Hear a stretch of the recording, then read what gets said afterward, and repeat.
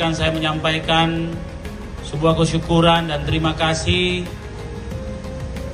setelah setahun dan tahun lalu tidak kita lakukan hal seperti ini, dan setelah pandemi kita mulai lagi dengan sholat tarawih secara berjamaah di Balai Kota, dan tentunya ini menjadi tradisi pemerintah kota. Di samping acara tarawih di Balai Kota ini,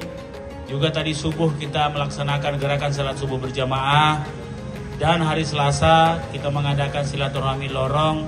malamnya kita safari Ramadan sama-sama di 100 masjid.